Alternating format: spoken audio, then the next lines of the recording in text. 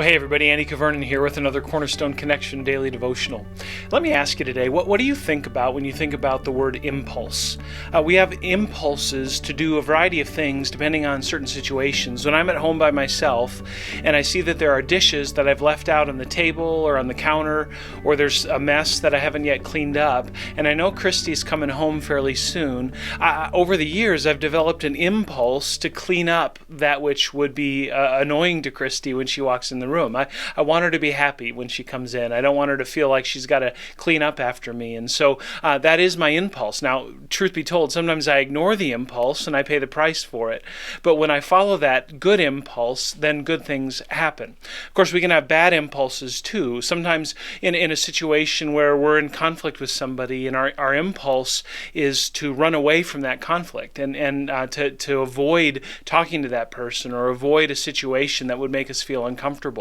That can be a negative impulse that gives us troubles in different ways. Friends, I'm convinced there are some impulses, some spiritual impulses that are actually really important in order to help us to grow in our walk with God. And one of those impulses we find on display in Psalm 73.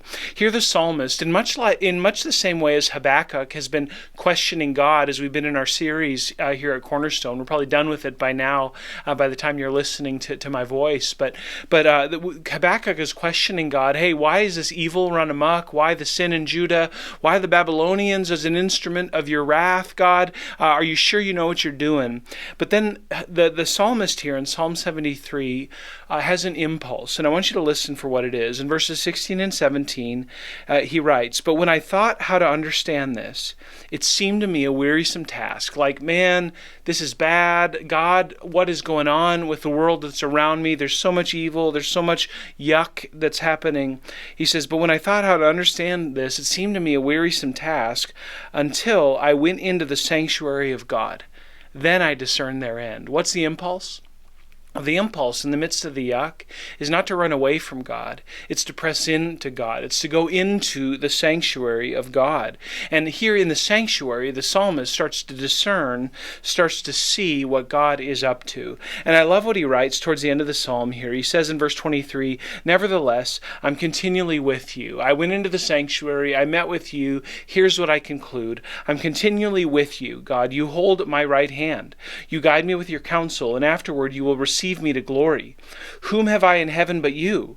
And there is nothing on earth that I desire besides you. My flesh and my heart may fail, but God is the strength of my heart and my portion forever." Friends, when we start to develop the spiritual impulse of going to God in the midst of our sorrow and trouble rather than running away from God, amazing things begin to happen. We begin to discern that God is actually the source of what we need. God has everything good available at his discretion, and when we go to him, we receive from him. He says, "Nevertheless, I'm continually with you. You hold my right hand. You protect me in the midst of the difficulty. You guide me. You give me counsel," says the psalmist. "And afterward, you'll receive me into glory. You prepare a place for me." And so, rightly so, the psalmist says, "Whom have I in heaven but you? There's nothing I desire besides you." Friends, what's your spiritual impulse today? Is it to run away from God when life gets hard, or is it to run to God? Let me encourage you. Develop the impulse that says running to God is the best and the only option in all things. Friends, run to God today and see what he'll do. God bless you. Have a great day. And Lord willing, we'll see you again soon on the Cornerstone Connection Daily Devotional.